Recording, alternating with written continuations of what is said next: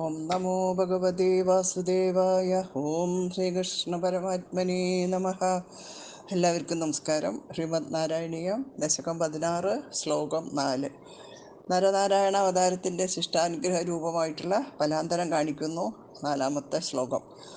അന്നാചരന്നുപദിശന്നഭി മോക്ഷധർമ്മം ത്വം ഭ്രാതൃമാൻ ബദരികാശ്രമമദ്യവാത്സേ ശക്രോദതേ ശമ തപോബല നിസ്സഹാത്മാ ദിവ്യാംഗനാ പരിവൃതം പ്രജിഗായമാരം. അന്നാചരൻ ഉപദിശൻ അപി മോക്ഷധർമ്മം ത്വം ഭ്രാതൃമാൻ ബദരികാശ്രമം അദ്യവാത്സീഹി ശക്രഃ അതത്തെ ശമ തപോബല നിസ്സഹാത്മാ ദിവ്യാംഗനാ പരിവൃതം പ്രജിഗായമാരം. അതത്വം ഭ്രാതൃമാൻ സഹസ്രകവച നിഗ്രഹാനന്തരം നാരായണനായ അവിടുന്ന് സഹോദരനായ നരനോടുകൂടി മോക്ഷധർമ്മം അന്വാചരൻ നിവൃത്തിധർമ്മത്തെ സ്വയം ആചരിക്കുന്നവനും ഉപദിശൻ അഭി ഉപദേശിക്കുന്നവനുമായിട്ട് ബദരികാശ്രമം അദ്യവാത്സീഹി ബദരികാശ്രമത്തിൽ വസിച്ചു. അത ശക്രഃ അനന്തരം ഇന്ദ്രൻ തേ അവിടുത്തെ ശമ തപോബല നിസ്സഹാത്മാ ശമം തപോബലം ഇവയിൽ ഈശയുള്ളവനായിട്ട് മാരം ദിവ്യാംഗനാ പരിവൃതം പ്രജിഗായ. അനന്തരം ഇന്ദ്രൻ അവിടുത്തെ ശമം തപോബലം ഇവയിൽ ഈശയുള്ളവനായിട്ട് മാരം പറയുമ്പോൾ കാമദേവനെ സ്വർഗസുന്ദരിമാരോടുകൂടി പറഞ്ഞയച്ചു. സ്വയം ഉപദേശിച്ച ധർമ്മം സ്വയം അനുഷ്ഠിച്ചാലാണ് ഉപദേശം സഫലമാവുകയുള്ളൂ. അതാണ് ഇവിടെ ദുഷ്ടനിഗ്രഹം മോക്ഷധർമ്മോപദേശം എന്ന 2 പ്രയോജനമാണ് നരനാരായണ അവതാരത്തിനുള്ളത്.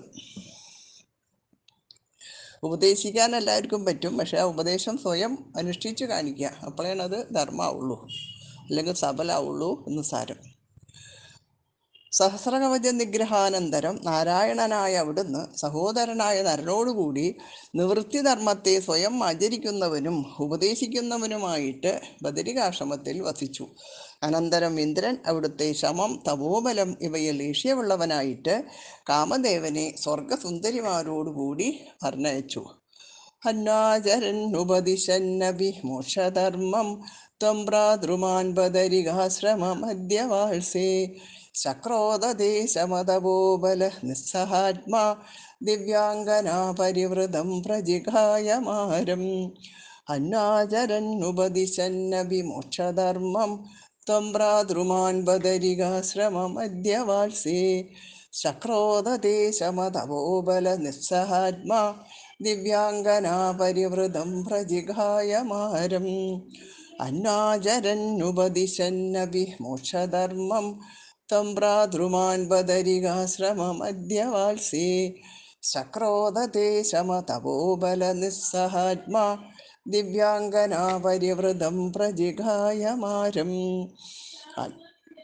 അന്നാചരൻ ഉപദിശന്നഭി മോക്ഷധർമ്മം ത്വം ഭ്രാതൃമാൻ ബദരികാശ്രമമദ്യവാത്സേ ശക്രോദതേ ശമതപോബല നിസ്സഹാത്മാ ദിവ്യാംഗനാ പരിവൃതം പ്രജിഗായമാരം. സർവത്ര ഗോവിന്ദനാമ സങ്കീർത്തനം. ഗോവിന്ദ ഗോവിന്ദ.